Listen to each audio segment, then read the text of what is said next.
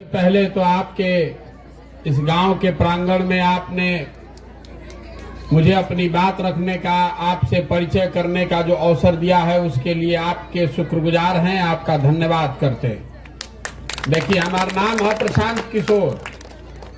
हम नेता ना हैं, हम नेता नहीं हैं, आपसे वोट मांगने नहीं आए हैं, पैदल चल रहे हैं।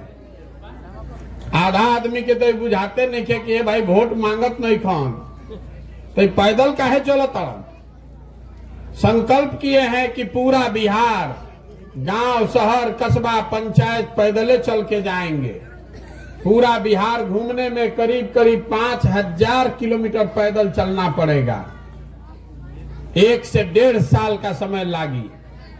अपना घर परिवार सब छोड़ के इस साल 1.5 साल पैदल पैदल हम काहे चलता नहीं। हमारा पैदल चले से तरह गरीबी ना खत्म हुई, हमारे पैदल चलने से आपको रोजगार नहीं मिलेगा, हमारे पैदल चलने से आपका सड़क नहीं बनेगा, गली नाली के हालत ठीक ना हो रहा, घर ना मिली रहा, लड़कन के पढ़े के व्यवस्था ना हो, तो हम पैदल काहे चलता नहीं। पैदल इसलिए चल रहे हैं कि जिस समाज में आप और हम रहते हैं, बिहार में जिस राज्य में रहते हैं, आज से 40-50 साल पहले भी हम लोग देश का सबसे गरीब और पिछड़ा राज्य थे। आज 50 वर्ष के बाद भी देश का सबसे गरीब, सबसे पिछड़ा, सबसे ज्यादा अशिक्षित, भूखमरी और बेरोजगारी वाला राज्य बिहार ही है। इस सुधरत नहीं थे। रवा कितना आदमी के वोट दे देनी, कभी कांग्रेस के जितैनी, फिर लालू जी के जितैनी, फिर नीतीश कुमार पर वह दाव लगैले बानी, दिल्ली में मोदी जी के बैठैले बानी, लेकिन बिहार के दुर्दशा सुधरत नहीं थे। काहे नहीं थे सुधरत? ई चलल बानी देखे या बतावे। हम आज गावे गावे घूमता नहीं, तो जितना राउर समस्या बा, कहीं गली नहीं थे, कहीं नाली नहीं थे, कहीं पढ़े के व्यवस्था नहीं थे, कहीं अस्पताल नहीं थे, आदमी के घर नहीं थे मिलत, सारा बात लिखता नहीं, समझता नहीं। पदयात्रा इसलिए कर रहे हैं कि जब पदयात्रा खत्म होके तो हर पंचायत के 10 साल के विकास का योजना बना रहे हैं। जब पदयात्रा खत्म हुई तो ये बना के जारी करो। आप देख पाइएगा कि आपके गांव के लिए, आपके पंचायत के लिए जन सुराज का क्या योजना है। योजना विकास के मतलब खाली टूटल सड़क का बनना नहीं है। नाली नहीं थे, सड़क नहीं थे, बन जाइए तो समस्या का समाधान है। उस योजना में आप देखिएगा कि उसमें बताया जाएगा कि आपके बच्चों के पढ़ने के लिए आपके पंचायत में क्या व्यवस्था किया जाएगा। उस योजना में बताएंगे कि यहाँ पर खेती किसानी करने वाले का आमदनी कैसे बढ़ाया जाएगा। उस योजना में ये भी बताएंगे कि हर पंचायत में 500 से 1000 लड़कन के नया रोजगार कैसे मिली, ताकि कोई के बाहर जाके मजदूरी ना करे पड़ी। जब पदयात्रा खत्म हुई तो ये आई रवा विजन कागज, आप उसको देखिए, समझिए, पढ़िए, ठीक लगे तो अपनाइए, ना ठीक लगेगा तो फेंक दीजिएगा। लेकिन हम तो आज चलल बानी तो हमरा पता चलता कि रवा यहाँ का दिक्कत बा। रवा तो एजे रहिला रे भाई, आपको तो पहले से पता है, आपको सारा समस्या पहले से मालूम है, तो इस सुधरत काहे नहीं थे, इहो बतावे आइल बानी। देखी काहे नहीं थे सुधरत। 5 वर्ष हमनी के बिहार में बैठ के बतियावता नहीं जा कि जा कितना भ्रष्टाचार बा, लड़कन के पढ़े के व्यवस्था नहीं थे, रोजगार नहीं थे, फसल के दाम नहीं थे, बाढ़ आवता, नाली गली नहीं थे। लेकिन जहिया वोट होता रे भाई, वो दिन सब बात भुला जाता। वोट के दिन तो बिहार में आदमी के 4 गो बात याद बा। पहला बात, हमार जात का बा, हमारा जात के खड़ा बा, चलो ओकरा के वोट दे दिहल जाओ।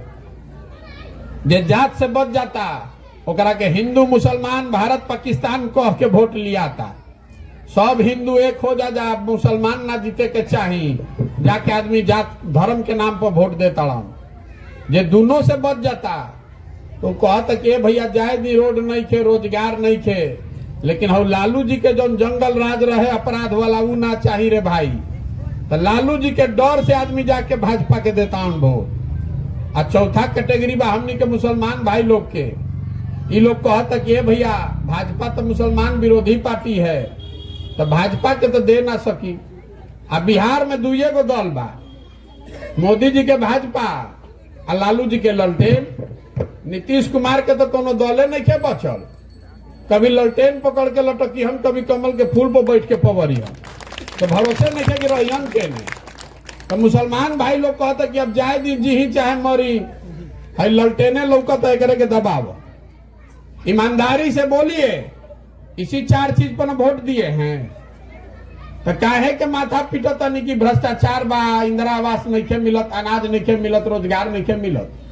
ये सुधार सकेला? आदमी कहतन कि भैया रउआ आइल बानी न, रउआ सुधार दे। जे मंच पावेला ये कहेला कि हम आइल बानी, हमरा के वोट दे दो, हम सुधार दे। हम आपको कहने आए हैं कि हम पर भरोसा करके वोट दीजिएगा तो कुछ नहीं सुधरेगा। जब तक आप नहीं जगिएगा, आप नहीं समझिएगा, तब तक प्रशांत किशोर सुधार दियन। एगो प्रशांत किशोर आज की 10 प्रशांत किशोर ही सुधरे वाला नहीं थे। आपका लड़का जो है उसके शरीर पर कपड़ा नहीं है, राउर लड़का के भर पेट खाए के अनाज नहीं थे, राउर लड़का के पढ़े के व्यवस्था नहीं थे, राउर लड़का पढ़ लिख के मजदूरी करता, नौकरी नहीं थे ओकरा, और रउआ अपन लड़का के चिंते नहीं थे, तो प्रशांत किशोर को ओकर चिंता हुई? कोई हो सकेला? जब आप अपने बच्चे का नहीं चिंता कीजिएगा तो नेता आपके बच्चा का चिंता करेगा। यही बताने चले हैं। वोट नहीं मांगो, हाथ जोड़ के कहे आई बानी, यारे अपना नहीं तो कम से कम अपने बच्चों का चेहरा देखिए, और नहीं सुधरिएगा और जात धर्म में फंसे रहिएगा तो जिस गरीबी बदहाली में आपका जिंदगी बीता है, इसी में आने वाली पीढ़ी और बच्चों का भी जिंदगी बीतेगा। कोई नहीं सुधार सकता है बिहार को। सुधरी भैया, आदमी माने के तैयारे नहीं खैला बिना मर रहल बा। हमारा कहता कि भैया रउआ साथे खड़ा बानी, अरे रउआ अपन लड़का के संगे खड़े नहीं तो हमारा संगे कहाँ खड़ा हो? कब रउआ? हमको आपका मदद नहीं चाहिए, आपको मीठा बात नहीं कहने आए हैं, आपको कोई झूठा वादा नहीं करने आए हैं। हम मछली नहीं बांटत, हम मछली मारे सिखावे आइल बानी। कड़वी बात कहने आए हैं आपको। अपने बच्चों के लिए खड़े होइए, नेत्री बनिए, माता पिता का जो कर्तव्य है उसको पूरा कीजिए।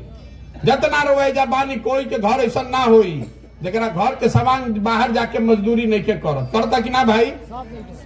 जब लड़का के रुआ पेट काट काट के पाल पोस के बड़ा करता नहीं, 20 बरस 22 बरस का लड़का हो गया तो बेरोजगारी इतना बा कि पीठ पर झोला बांध के लड़का जाता सन मजदूरी करे, 14,000 15,000 रुपया खाती। एक बार लड़का चला गया तब साल में रउआ ओकर अपन सवांग के मुंह देखे के एक बार मिलता।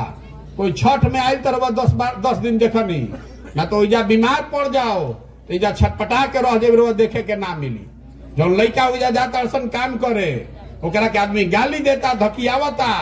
वो छोटा छोटा कमरा में आदमी रहता है, 4 गो 5 गो, पेट काटता है, 14 घंटा ओवर टाइम करता है, 15,000 रुपया कमा रहा है कि 6,000 घरे भेजी कि हमारे परिवार चलो, और हमारे आंखें नहीं खुलत, तो ये कैसे सुधरी? आपको समझना चाहिए ना भाई। ऐजा गांव में हमारा के बताई, कोई गुजरात से पंजाब से आके मजदूरी करता? एको आदमी बताई तो कोई आके मजदूरी करता भाई? काहे नहीं के करत? ओइजो तो गरीबी बा, ओइजो भ्रष्टाचार बा, ओइजा के आदमी आके बिहार में मजदूरी काहे नहीं के करत? ओइजा के आदमी आके एजा मजदूरी ऐसे नहीं के करत कि ओइजा के सरकार इतना व्यवस्था कर देले बा कि 10-15 हजार रुपया के रोजगार खातिर कोई के अपन घर दुआर परिवार छोड़ के ना जाए पड़ो। तो ये व्यवस्था दूसर राज्य में बा तो बिहारों में होके के चाहिए ना? काहे नहीं के होत? काहे नहीं के होत बताई हमरा के? 32 बरस से लालू नीतीश में रउआ जुराइल बानी। 32 बरिस हो गए अभी हंजाना के व्यवस्था नहीं के बनत। ई लोग भैलन जाब इनकर लड़का हुई हसन, हमनी के लड़का कहाँ जइहन रे भाई? तो जब आपको अपने लड़के का नहीं चिंता है तो लालू जी राउर लड़का के चिंता करी हम? लालू जी अपन लड़का के न चिंता करता। हमार लड़का उनकर लड़का 10वां नहीं के पास कैले तो मुख्यमंत्री बनी, और राउर लड़का BA के चपरासी के नौकरी नहीं के मिलत, रवा कोनो फर्के नहीं के पड़, रवा तो जात में जुड़ाइल बानी। ये बतावे चलल बानी। देखी बहुत आदमी के बुझात रहे कि मोदी जी आज यहाँ न तो बड़ा विकास हो जाई, बिहार में भी फैक्ट्री लाग जाए, लड़कन के रोजगार हो जाई। मोदी जी आ गई जे मोतिहारी में कहले रहन ना कि चीनी मिल चालू होई, एकरे कप से एकरे चीनी से चाय पियब तो आई वापस। बन गई चीनी मिल चालू हो गई। चीनी मिल तो बंद रहे कुल जमीन उकर नेता बेच के अपना नाम लिखवा ले सन और उसी के बाद फिर जाकर वोट देते हैं। मान ली चीनी मिल नहीं के बनत, कोनो बात नहीं के मोदी जी बहुत बड़का प्रधानमंत्री बन, उनका फुर्सत बा बिहार के देखे के। आपको दूसरा बात बताने आए हैं, चीनी मिल नहीं बन रहा है, दूसरे फैक्ट्री लाग जाये। काहे नहीं के फैक्ट्री लागत बिहार में, बात के समझी। देश दुनिया में हमने भी इस काम को किया है। क्यों बिहार में कोई फैक्ट्री नहीं लगाता है? फैक्ट्री इसलिए नहीं लगाता है कि पूरा भारत में 1 करोड़ से ज्यादा बिहार का लड़का मजदूर बनकर काम कर रहा है। अगर फैक्ट्री वैजा बिहार में लगा दी तो मजदूर कहां से मिली हम? रवा देखनी कि ना, कोरोना में जिन लड़कों को, बिहार के लड़कों को घर से मार के आदमी भगा दिलन, भागा जा कोरोना मत फैलावो, लड़का 2-2 हजार किलोमीटर पैदल चल के अइलसन। उन्हीं लड़कों को बस भेज के या ट्रेन के टिकट दे के वापस बुलावल गई। काहे बुलाया गया भैया? इसलिए बुलाया गया कि गुजरात का मजदूर 25,000 रुपया लेगा, 30,000, अब बिहार का आदमी जाएगा तो 14,000 15,000 में 14 घंटा काम करेगा। तो काहे के फैक्ट्री जब बिहार में लगा बस जा रवा सोचता नहीं कि मोदी जी लगा दी हम फैक्ट्री बिहार में। मोदी जी बुर्बक पालन की फैक्ट्री लगा दी हम। अरे 26 MP का राज्य है गुजरात, तो गुजरात का आदमी बन गया फैक्ट्री का मालिक, और आप है 40 MP जिताकर भेजे हैं मोदी जी का, तो हमनी के लड़का बन गए फैक्ट्री में मजदूर। हमनी के आंखें नहीं के खुल, तो ये सुधर सकेला? गुजरात में एक शहर है सूरत, सूरत में 5 लाख लड़का बिहार का मजदूर है। 5 लाख लड़का।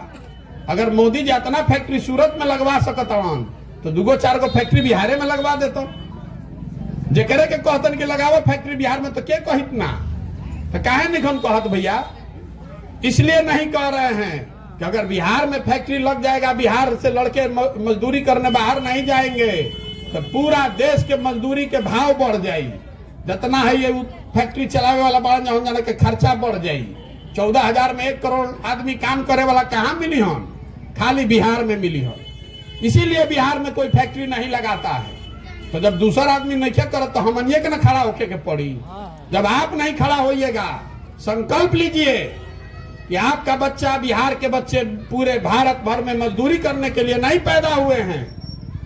हमने के मजदूरी करे खातिर पैदा भइल बानी जा। आपका आंखें नहीं खुल रहा है, यही से पैदल चलता नहीं। आपन घर द्वार बाल बच्चा ऐसो आराम छोड़ के किसी का 1 कप चाय भी नहीं पीते हैं। जहां सांझ होता उजे रुकता नहीं, खेत में, स्कूल में जहां रुकता नहीं, सुबह में फिर उजा चलता नहीं। सबको हाथ जोड़ रहे हैं, आपसे वोट नहीं मांग रहे हैं, आपको हाथ जोड़ रहे हैं कि जगिए, अपने नहीं तो अपने बच्चों के लिए जगिए, नहीं तो इस गरीबी बदहाली से नहीं निकल पाइएगा। कोई भगवान का दूत आने वाला नहीं है सुधारने के लिए। जब आप रहुए ना जागब तो दूसर कोई आके सुधारी। तमिलनाडु गुजरात के आदमी आके बिहार सुधार दी हमनी के जागते नहीं खींचा। तो आदमी कहता नहीं भैया ये बुझाता, लेकिन का कल जाओ तो विकल्पे न नहीं के बिहार में। एगो मोदी जी के भाजपा बा, एगो लालू जी के ललटेन बा, एगो नागनाथ, एगो सापनाथ। जेकरे के पकड़ता नहीं जो वह काटता, केकरा के वोट दिया। आदमी कहता हमरा के हम रउआ दल बनाई, तो हम दल काहे नहीं बनावत? दल बनावे से का होई? हमारा बिहार में पहले ही से 50 गो दल बा, सबे ठगता जनता के। हमू आई तो हमू ठगब रउआ के। बिहार में दल कैसे बनेला? जे दल बनैलस उहे हो गए दल के नेता। आइयो कह दिलस कि हमारा बाद हो जाना हमार बेटा, आ कुल जाना तू लोग बिहार के झंडा लेके ढोआ जा। इसीलिए दल नहीं बना रहे हैं। हमारे बनाने से, दल बनाने से विकल्प नहीं बनेगा। विकल्प तब बनेगा जब गांधी जी के बताए हुए रास्ते पर चलकर समाज के लोग मिलकर विकल्प बनाएं। कैसे पैदल चलता है? पैदल इसलिए चल रहे हैं कि आपको जगाएं, आपको समझाएं, आपको बताएं कि आप में वो ताकत है। रउआ हनुमान बनी, हनुमान जी के सब शक्ति रहे वो भुला गई रहन। उसी तरह बिहार की जनता है, आप अपना शक्ति भूल गए हैं। जिसका आप बटन दबाइएगा वही राजा बनेगा। आदमी कहता है भैया हम गरीब आदमी क्या करो?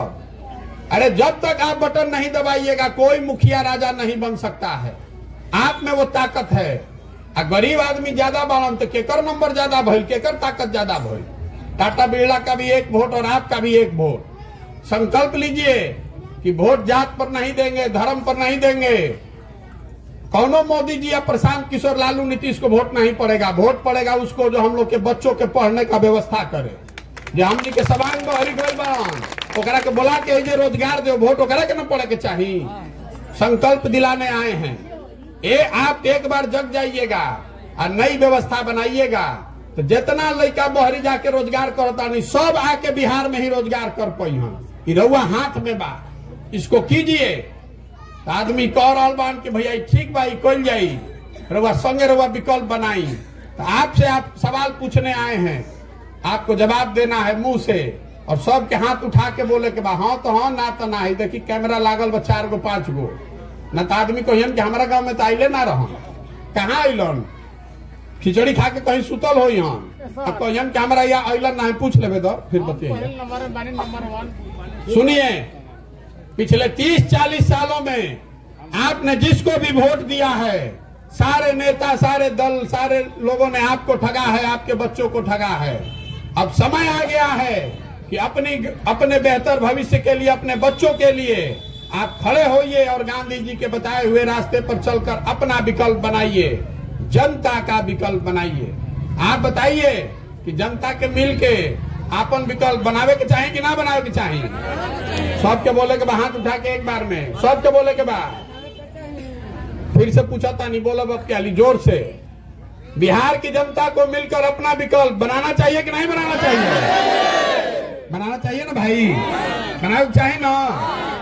आदमी कहता ए भैया विकल्प तो बन जाये, सब बुझा गई, चुनाव कैसे जीतल जाये? इतना बड़ा बड़ा दल है, नेता है, पैसा है, हमनी के गरीब आदमी हमनी कैसे जीतल जाये? हम आपको बताने आए हैं कि आप कैसे जीतिएगा। देखिए, जन बल के आगे कोई बल नहीं है। जहां पर जनता खड़ी हो जाएगी उसके सामने कोई दल, कोई समीकरण टिकने वाला नहीं है। एक बार आप खड़े हो जाइएगा तो कोई दल, कोई समीकरण टिक पाई। जनता के आगे कोई बल नहीं है। और दूसर बात समझ जाए, जे हमरा के जाना था प्रशांत किशोर के, ओकरा मालूम बा कि हमरा और कुछ आवे चाहे ना, चुनाव लड़ावे आवेला। पिछला 10 साल में हम जेकरे हाथ पकड़ ले बानी, कोई दल, कोई नेता आज तक चुनावे नहीं हारा है। इस बार संकल्प किए हैं कि किसी दल का नहीं, किसी नेता का नहीं, बिहार की जनता का हाथ पकड़े हैं। जिसको भी समाज चुन कर निकाल देगा, जेकरा के भी समाज चुन के निकाल दी, अगड़ा हो, पिछड़ा हो, हिंदू हो, मुसलमान हो, गरीब हो, अमीर हो, महिला हो, पुरुष हो, जिसको समाज चुन कर निकालेगा उसी के पीछे अपना पूरा ताकत, शक्ति, पैसा, बुद्धि लगाई और आपके आशीर्वाद से उसको जिता कर लाएंगे। तब न सुधरेगा बिहार। बिहार तब सुधरी जब हजारों अच्छे लड़के वार्ड सदस्य बनेंगे। बिहार तब सुधरेगा जब 5000, 6000 अच्छा आदमी मुखिया बनियन। बिहार तब सुधरी जब जिला परिषद प्रमुख जिलों का अच्छा बनियन। बिहार तब सुधरी जब 100-150 अच्छा आदमी विधायक बनी। खाली मुख्यमंत्री बदलने से बिहार नहीं सुधरने वाला है। पूरा व्यवस्था में घून लाग गई बा, नीचे से ऊपर तक सब तो लुटही में लागल बा। तो पूरा व्यवस्था बदलने के लिए निकले हैं। आपसे वोट नहीं मांगे, आपसे चंदा नहीं मांग रहे हैं। और नजर घुमा के देख ली, कहीं एगो फोटो भी आपन ना लगाई। आपसे मांगने आए हैं आपका समर्थन और आशीर्वाद। ये कठिन काम है। 50 वर्ष में बिहार में कोई के हिम्मत ना पड़ल करे के ये काम करने निकले हैं। अपना घर परिवार सब छोड़कर निकले हैं। आपका आशीर्वाद चाहिए, ऊपर वाले की कृपा चाहिए, तभी काम हो पाएगा। जमीन पर काउर लागल बा, दौड़ के एकरा से ना निकल सके आदमी, बैठ के ईटा से रगड़ के छोड़ावे पड़ी। मेहनत करना पड़ेगा, पसीना बहाना पड़ेगा। अगर आपको लगता है कि जो काम कर रहे हैं कि काम ठीक काम है, बिहार के बच्चों के भविष्य के लिए है, तो एक बार हाथ उठाकर आशीर्वाद दीजिए। आशीर्वाद दीजिए। है ना आपका आशीर्वाद? करी ना प्रयास, होको ना प्रयास। एगो अंतिम बात, हमनी के बहरी जाता नहीं जा तो कहता सन बिहारी मतलब बेवकूफ, बिहारी मतलब अनपढ़। ये शब्द बिहारी गाली बन गया है। हम लोग बेवकूफ आदमी हैं सब। बिहार का आदमी बेवकूफ नहीं है, ये नेताओं ने और व्यवस्था ने हम लोग को बेवकूफ बना दिया है। ये ज्ञान की भूमि रही है, ये ज्ञान की भूमि रही है बिहार। देवताओं को भी यहाँ पर आकर ज्ञान मिला है। इस मिट्टी का गौरव करना सीखिए। बिहारी गाली नहीं है, ये शान की बात है। ये एक बार आप खड़े हो जाइएगा और नई व्यवस्था बनाइएगा अपने बच्चों के लिए। तो जो बच्चे बाहर आज फैक्ट्री में मजदूरी कर रहे हैं, वही लड़के आकर यहाँ फैक्ट्री लगाएंगे भी और चलाएंगे भी। आप लिख कर रखिए। 2000 साल के देश के इतिहास में 1500 साल तक तो देश के राजनीति जे बिहार पाटलिपुत्र से चलल बा। हमनी के वो लोग क्या सिखाइन जा, ये तो हमनी के आपन के मारल बानी जा। अपने गलती से हम लोग इस दुर्दशा में गर्त में गिरे हैं।